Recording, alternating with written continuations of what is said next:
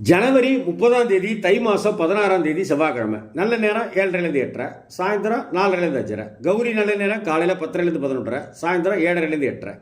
ராகு காலம் 3 4:30, குளிகை 12 1:30, யமகண்டம் 9 10, சூலம் வடக்கு, பரிகாரம் பால், மகரம் லக்னம், இருப்பு 02 நாழிகை 32 வினாடி. சூரிய உதயம் 6:36 AM, கரணன் 7:30 9.